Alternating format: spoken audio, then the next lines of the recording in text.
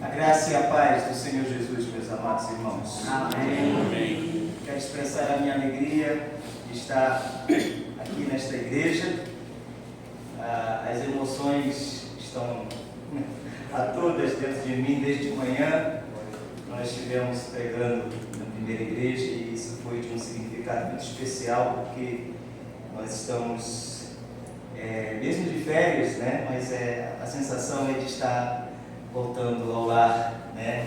E foi muito especial para nós, como também é uma grande honra para mim poder estar trazendo a palavra do Senhor aos amados irmãos aqui na Terra Firme. Estou acompanhado da minha esposa, Luciene. Peço que ela fique de pé para que a congregação possa visualizar. Né? Amém. Luciene, Deus tem nos dado a graça de estarmos lutando pela causa do Evangelho ali, na IPI do Recreio dos Bandeirantes do Rio de Janeiro.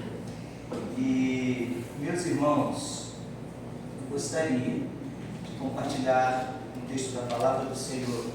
Nessa noite, se nós pudermos dar um título a isso que o Senhor nos deu, eu gostaria de chamar você a refletir sobre a misericórdia e a graça como marcas da nova aliança. Só que para nós percebermos como a palavra de Deus ela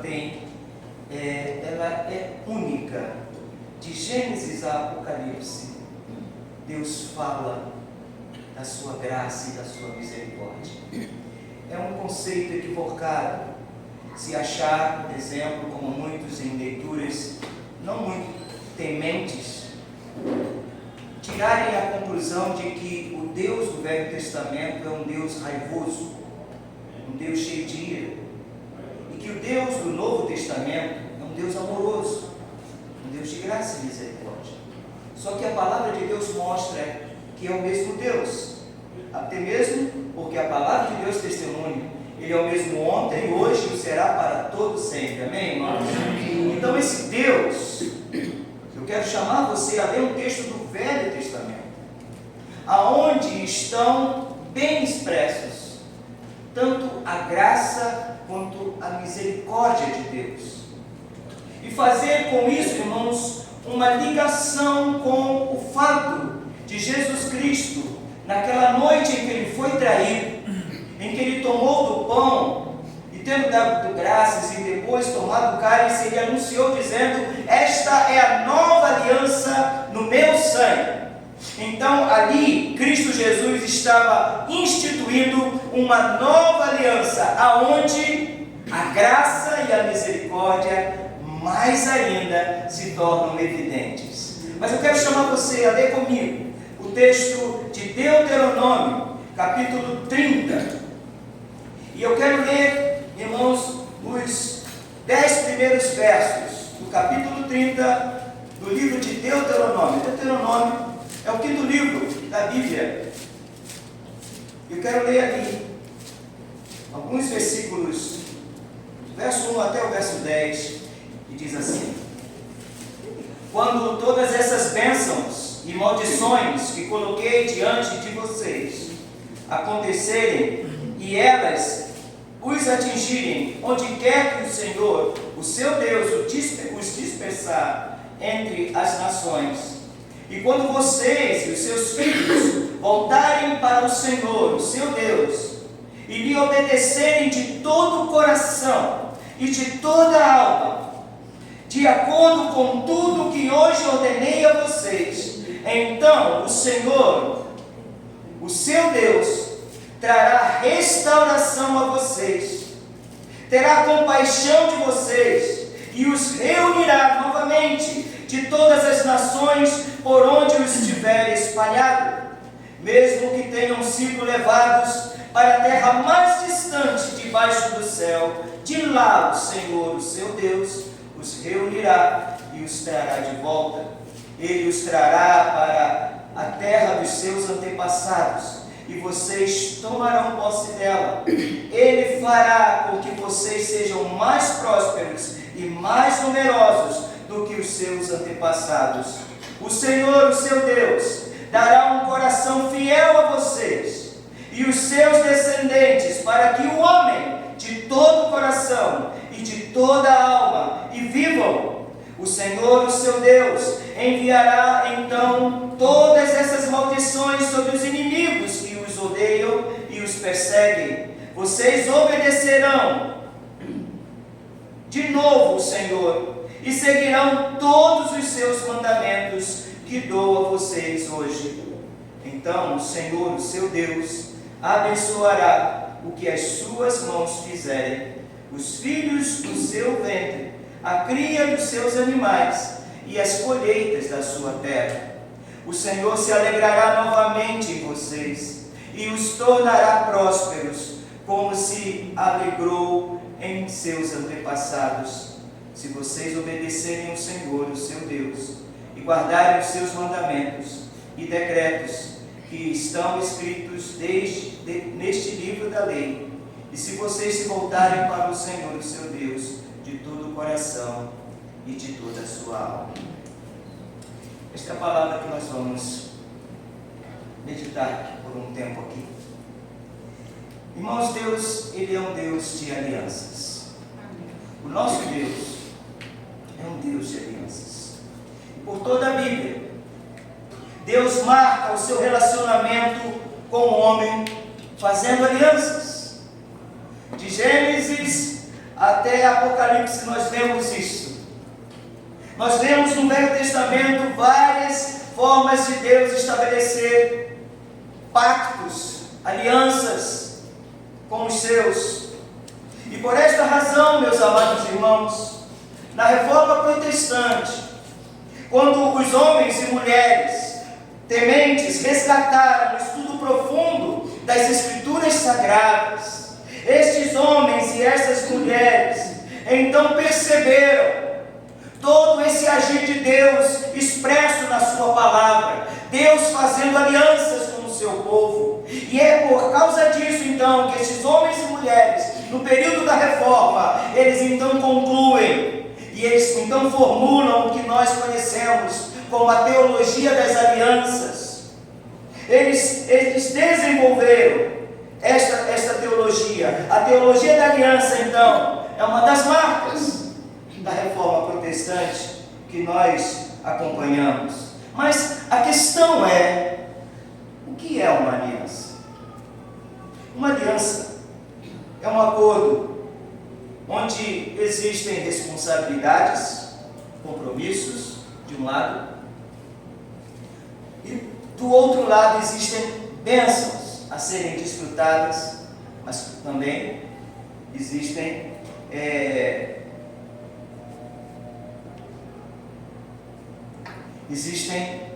obrigações que precisam ser observadas.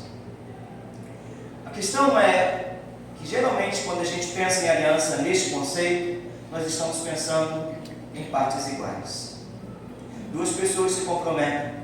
Não é isso que na verdade acontece, irmãos, por exemplo, com o matrimônio. São duas pessoas que chegam diante de Deus e elas se comprometem em aliança de estarem vivendo uma vida em comum, buscando a fidelidade, buscando o amor, buscando aquele comprometimento. Então, duas partes iguais fazem aliança desta forma. A questão é, e se a aliança for entre Deus e o homem? Como acontece? Porque já não são mais partes iguais. Esta aliança agora é entre o ser superior, que é nosso Deus, e nós humanos. E o pior, e se nós, da nossa parte desta aliança, nós quebrarmos a aliança? O que acontece? Nós vamos ver, se você já leu o Velho Testamento, se você lê com frequência, você vai perceber que todas as vezes que Deus fez aliança, a parte de Deus se mantém inalterada, porque o nosso Deus é fiel. O nosso Deus é imutável. Ele é leal ao compromisso que Ele assume. E Ele vem para fazer aliança para nos abençoar, para nós gozarmos e nos satisfazermos nele, como diz o Catecismo. Nós somos chamados a uma aliança com Deus. Porém, do outro lado está o homem, afetado pelo pecado, e por conta disso, propenso a quebras. E de fato isso aconteceu em todas as alianças. O homem quebrou-as. Neste caso, a aliança é feita não entre partes iguais, mas entre um ser superior e um dependente dele. Nesta aliança, Deus estabelece os termos, exigindo obediência. E o que nós lemos aqui, irmãos, pelas palavras de Moisés, é Moisés recordando este povo que o Deus que o chamou a uma aliança é um Deus de graça e misericórdia, e que mesmo que este povo ele tenha mostrado a sua fragilidade de sua natureza pecaminosa, Deus ainda assim, na sua graça e misericórdia, vem para restabelecer as coisas. Reparou quantas vezes se fala de restauração, de bênçãos que o povo irá gozar se o povo se voltar para Deus? É esta graça e misericórdia que nós precisamos enxergar, irmãos, para a gente parar de ter uma noção equivocada a respeito do Deus que nós servimos. É o mesmo Deus que se revela, e nós precisamos compreender isso, porque a revelação de Deus ela foi progressiva ao longo dos séculos, ao longo de toda a trajetória, de tudo que Ele quis que contivesse na sua palavra. De forma progressiva, Deus foi se revelando até chegar à revelação absoluta, à revelação perfeita, chamada Jesus Cristo, nosso Senhor. Amém. Hebreus capítulo 1 diz que Ele é a expressão exata do seu ser. Jesus Cristo é a expressão absoluta, é a revelação absoluta, definitiva e perfeita do ser de Deus. Louvado seja o seu nome. Deus chama e exige, porque agora não é entre partes iguais, mas é entre o Criador e as suas criaturas. Por isso Ele pode exigir. E Ele exige o que de nós? Exige a obediência de cada um de nós, para que nós possamos o que? Desfrutar não só da sua presença, mas das bênçãos que dele provém, toda sorte de bênçãos. Nós cantamos ainda há pouco um louvor que falava disso, não é isso? Tudo que Jesus conquistou na cruz é nosso, é nossa herança, fruto das bênçãos desta aliança que Cristo Jesus fez com o Pai em nosso lugar. Portanto, meus amados irmãos, o que acontece? Ainda assim, se o homem quebrar a aliança, duas coisas certamente ocorrerão. Primeiro, por questão de justiça, Deus fará cumprir os termos da aliança. Em consequência disso, as penas da quebra da aliança. Nós sofremos quando quebramos a aliança com Deus, mas por misericórdia, Deus manifesta a graça da sua bondade em restaurar o coração arrependido.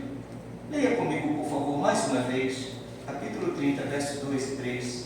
E quando vocês e os seus filhos voltarem para o Senhor, o seu Deus, e lhe obedecerem de todo o coração e de toda a alma, de acordo com tudo que hoje ordeno a vocês, então o Senhor, o seu Deus, trará restauração a vocês, terá compaixão de vocês e os reunirá novamente de todas as nações por onde estiverem espalhados.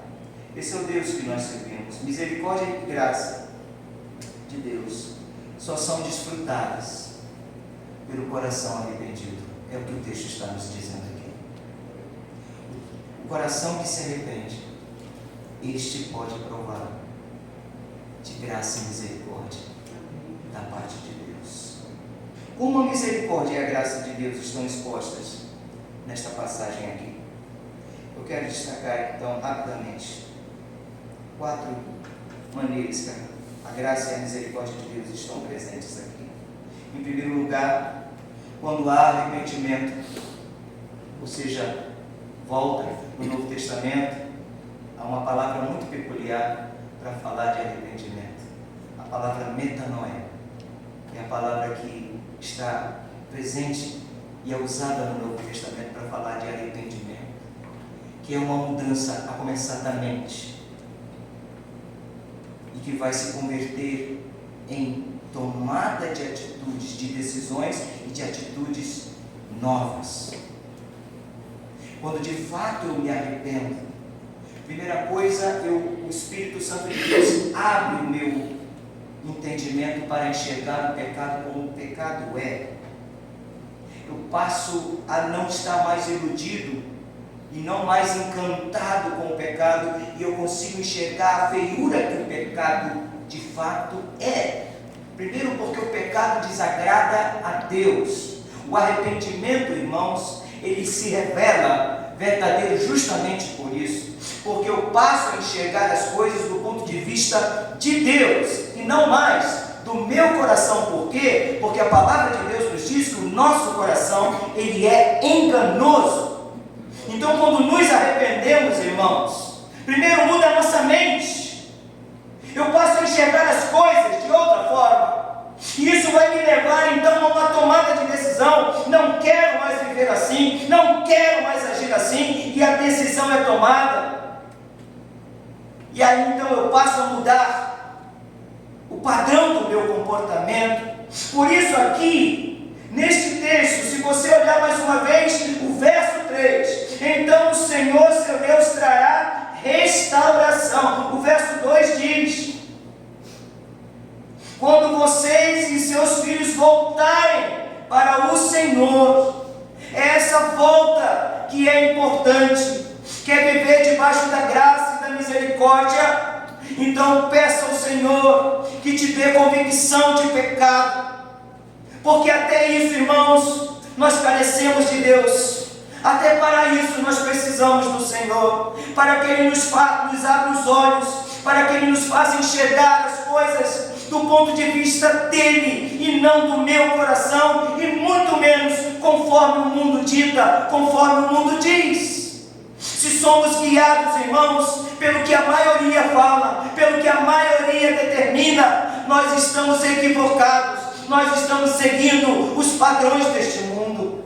Mas se nós, irmãos, tememos o Senhor, então nós vamos pedir a Deus: Deus, abre os meus olhos, Deus, toca o meu coração, desperta o meu coração para temer o Teu nome, como diz o salmista. Amados, nós precisamos voltar para Deus, e isso, irmãos, não é algo que acontece uma vez na vida. Na verdade, irmãos, por causa da natureza pecaminosa, mesmo debaixo da graça de Deus, nós precisamos estar apegados ao Senhor, e é exatamente por isso que nós precisamos, sabe, nos voltar para Deus sempre mais e mais. Por isso o salmista, no Salmo 139, ele diz para que Deus sondasse os seus pensamentos, e se Deus visse algum caminho mau, que Deus o conduzisse de volta ao caminho eterno. Irmãos, isso não é uma coisa que acontece só no dia que a gente, ou que alguém entrega a sua vida, a Cristo Jesus, ou melhor dizendo, se rende a Cristo Jesus. Não. Constantemente. Se você quiser viver uma vida piedosa, e vida piedosa, querida, é muito diferente de uma vida de carolice. Você entende isso? Vida piedosa é aquela vida autêntica que se vive quando ninguém está dizendo parabéns. É quando você está a sós com Deus. É quando ninguém te vê para aplaudir, para te conceituar, mas é quando, sabe, lá no secreto do teu coração você revela quem você de fato é. É ali que a piedade precisa aparecer. É ali que o temor do Senhor precisa aparecer. Mas olha a graça e a misericórdia de Deus aqui, porque o nosso Deus está dizendo pela boca do seu servo Moisés, que quando o povo se voltasse, o que aconteceria? Seriam rejeitados por Deus? Não. A palavra de Deus mostra que quando há arrependimento, a decisão do coração para obedecer integralmente, Deus tem compaixão. É esse Deus que você serve. Não estabeleça empecilhos para Deus se revelar a você.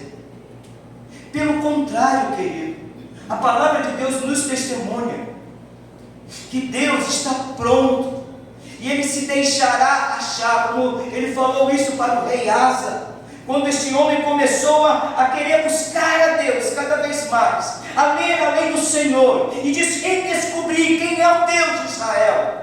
Ele começa a imprimir no seu coração e diante da nação toda uma reforma religiosa.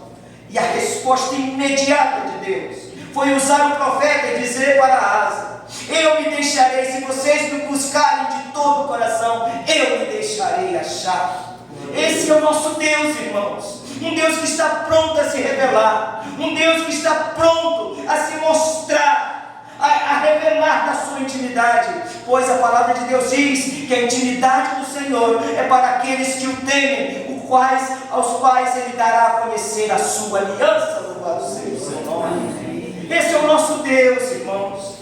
E se você me vê pregando assim, de uma forma, sabe, emocionada, é porque, amados, não sou melhor do que os irmãos, pelo contrário. Mas eu quero dizer a você que pela graça de Deus, nós temos buscado o Senhor, e quanto mais nós temos buscado o nosso Deus, mais Deus tem se deixado achar, e nós temos provado e visto que o nosso Deus é bom, sabe? E é essa palavra que Deus colocou em meu coração, para estimular, para incentivar os amados irmãos a progredirem na fé, a procurarem o Senhor de todo o coração. Querido, às vezes nós condicionamos as coisas, nós ficamos esperando uns pelos outros. Então a gente está na igreja e a gente vê tudo parado, não acontece nada, e a gente fica esperando uns pelos outros, achando que avivamento ou qualquer coisa, ou qualquer mover de Deus só vai acontecer se acontecer de forma coletiva. Mas a história da igreja mostra que os grandes avivamentos aconteceram com o joelho no chão, aconteceram no secreto da vida de cada um. Se vocês conhecem um pouco da história, até mesmo, irmãos, John Wesley, fundador da igreja metodista, existe a casa dele preservada lá na Inglaterra. E a casa de John Wesley, ela virou um museu. E sabe de uma coisa? No quarto onde John Wesley dormia, o assoalho é gasto. É de madeira, mas a madeira está gasta. Sabe aonde? Justamente do lado da cama, aonde ele sistematicamente dobrava os joelhos para buscar o Senhor. Irmãos, estamos em casa, não estamos? Então eu vou falar uma coisa para vocês. Muito me alegra, eu vejo com bons olhos o fato de nossa igreja estar se voltando para a oração. Amém. E eu acredito piamente. Falo isso, minha esposa está aqui para testemunhar. Falo isso todas as vezes que estou pregando.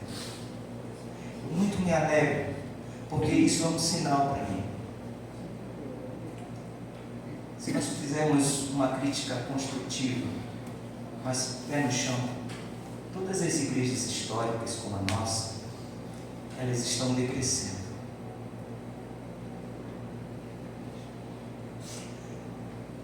Mas eu acredito que o fato de nossa igreja ter sido despertada para criar um movimento nacional de oração, aonde, se eu não me engano, desde 2019, nossa igreja ora 24 horas por dia, todos os dias da semana. E se essa igreja ainda não está envolvida com isso, deveria. Fica a dica. Mas eu quero dizer para vocês, irmãos, que eu tenho isso como um bom sinal, porque eu não espero coisas mirabolantes. Mas eu acredito que Deus ainda vai trazer um verdadeiro avivamento sobre a nossa igreja. Amém. Eu acredito que tudo começa com oração, continua com oração e deve terminar em oração, irmãos. Até quando as coisas começarem a fluir, até quando nossas igrejas despertar para o evangelismo, quando nossa igreja se despertar para o serviço ao próximo, quando nossa igreja fizer muito mais do que ela já veio a fazer em toda a sua história. Nós vamos completar mais um ano de existência daqui a pouco, não é? Pois, irmãos, eu acredito nisso. Eu acredito que Deus vai despertar. E a igreja está começando a orar. E eu acredito que coisas grandes de Deus não só vão acontecer, como já estão acontecendo no nosso meio. Não quer dizer, irmãos, que isso vai resolver todas as coisas. Todas as igrejas, elas têm prós e contras. Todas as igrejas têm virtudes e têm defeitos. Então nós não seremos perfeitos, mas eu tenho certeza que estaremos mais próximos de Deus se o nosso coração se mover para buscar o Senhor. Se o nosso coração se voltar para Deus. O que nós vamos esperar de Deus? As costas? Não. Você nunca vai ter a rejeição de Deus se você se voltar de todo o teu coração. Pelo contrário, a palavra de Deus testemunha aqui. E quando vocês e os seus filhos voltarem-se para o Senhor, o seu Deus, e lhe obedecerem de todo o coração, de toda a alma, de acordo com tudo que hoje ordeno a vocês, então o Senhor, o seu Deus, trará o quê? Trará restauração a vocês, terá compaixão de vocês. É isso que nós vamos ter da parte do Senhor. Uma outra coisa, mediante o arrependimento, Deus cria novas oportunidades de obediência, abençoando o arrependido e tudo que é dele. Veja o verso 8 e o verso 9. Vocês obedecerão de novo ao Senhor e seguirão todos os seus mandamentos que dou a vocês. Então o Senhor, o seu Deus, abençoará o que as suas mãos fizerem. Tem muitos cristãos que não provam das bondades de Deus, porque muitas vezes, queridos, não estão confiando que se voltarem de todo o coração, Deus renovará, Deus dará novas oportunidades. Esse é o Deus que você serve, um Deus de graça e misericórdia, um Deus que cria novas oportunidades, um Deus que faz novas todas as coisas, um Deus que abençoa, volta a abençoar. Irmãos, se o pecado retira, se o pecado interrompe as bênçãos de Deus, quando o pecado é deixado de lado, as bênçãos fluem novamente. Deus tem prazer em fazer isso, porque esse é o Deus que nós servimos. Mediante o arrependimento, Deus volta a se alegrar com o pecador arrependido. Oh, amados, o Deus que pintaram talvez para você, ou que você, ao mesmo você mesmo tenha formado uma ideia dele, de um Deus carrancudo. Irmãos, a palavra de Deus mostra graça e bondade de Deus, porque Deus volta a se alegrar, e o texto sagrado nos mostra isso. Leia o verso 9, meu irmão, e se possível, marque esses textos para você reler com mais atenção. O verso 9, ele diz: então o Senhor, o seu Deus, abençoará o que as suas mãos fizerem, os filhos dos seus ventres, os filhos do seu ventre, a cria dos seus animais e as colheitas da terra. Ou seja, ele vai trazer bênção novamente em tudo que é seu. O Senhor se alegrará novamente em vocês. Esse é o Deus. Não é maravilhoso, irmão, servir esse Deus? Mediante o arrependimento, por último, Deus dá uma nova disposição no coração. Um coração agora marcado pela fidelidade com Deus. Aí talvez isso aqui nos bloqueie um pouco, porque nós estamos no Velho Testamento. Raciocine comigo. Quem está dizendo isso aqui é Moisés, da parte de Deus. Mas se você conhece a história de Israel, expressa no Velho Testamento, você vai ver que mesmo depois desse testemunho solene aqui, Israel deixou os caminhos do Senhor. Recentemente, lá na igreja, terminei uma série de mensagens sobre o livro de Juízes, aonde você vê claramente isso. Israel em altos e baixos.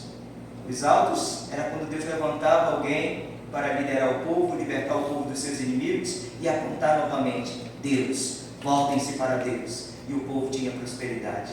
Mas logo que aquele líder saía, logo que ele falecia, o povo voltava a uma decadência moral e espiritual.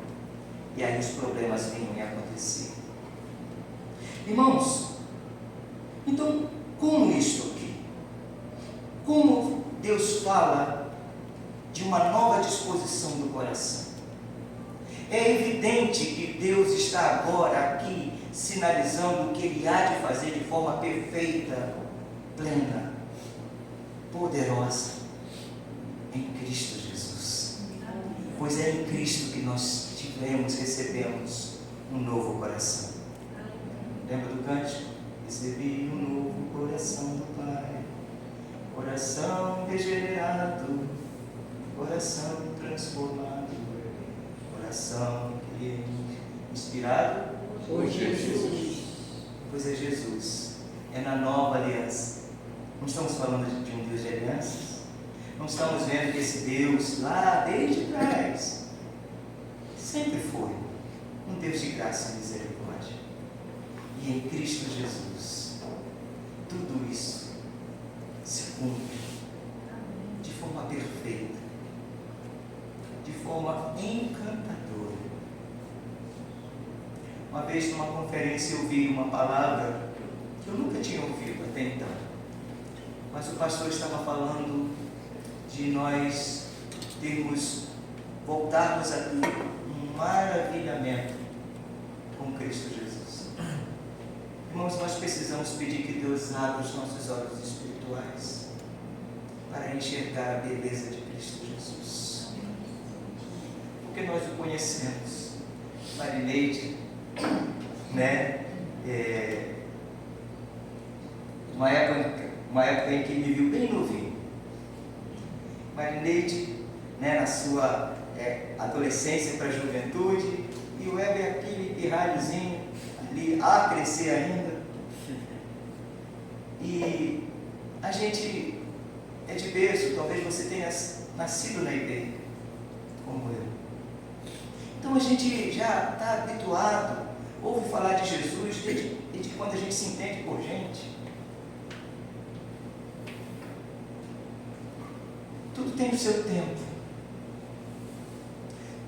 Deus sempre age perfeitamente, irmãos. É por isso que nós precisamos confiar no Deus que fez uma aliança com os nossos pais. Porque ela se estende para os nossos filhos e nossos netos. E a palavra de Deus mostra que esse Deus é um Deus tão leal à sua aliança, que Ele é fiel até a 10ª geração, ou mais que isso, até 1000 gerações, melhor dizendo, conforme a palavra de Deus diz, até 1000 gerações daqueles que o temem. Os caminhos, irmãos, nós não sabemos, mas o nosso Deus é um Deus fiel para cumprir, trazer de volta quem está longe, quem está disperso, quem não está tentando. Mas se pela graça de Deus você nunca saiu da igreja, você nunca deixou os caminhos do Senhor, amém, ainda assim, querido, você esteve num bom lugar, sabe, valorize isso.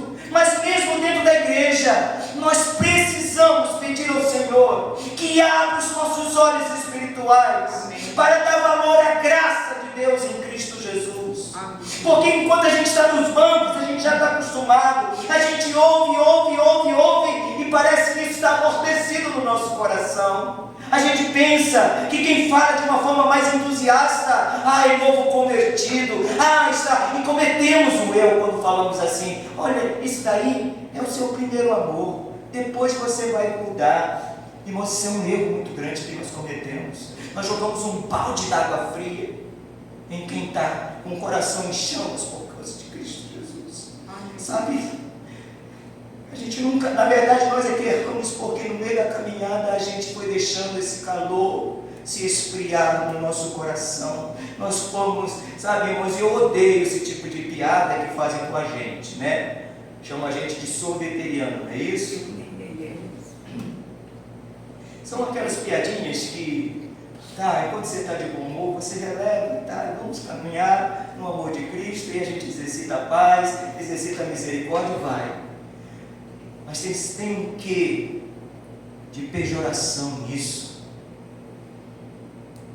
Mas por que essa piada surgiu? Já perguntou a você por quê? Porque nós deixamos o nosso coração deixar de ser fervoroso. Quem disse que presbiteriano não tem o fogo do Espírito Santo, irmãos? Quem disse? Quem disse que o Espírito Santo de Deus não se move no nosso meio, irmãos? Ele se move. Só que nós, irmãos, muitas vezes travamos. Nós muitas vezes resistimos ao que Deus quer fazer conosco. É por isso que nós precisamos de nos maravilharmos novamente com a beleza de Jesus Cristo, com a beleza da sua graça, o grande amor de Deus expresso.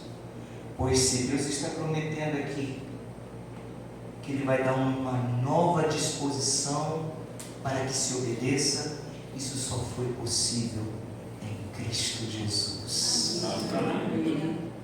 Jamais você poderia, pela tua própria iniciativa, pela minha própria iniciativa, jamais teríamos, irmãos, este start, esta iniciativa.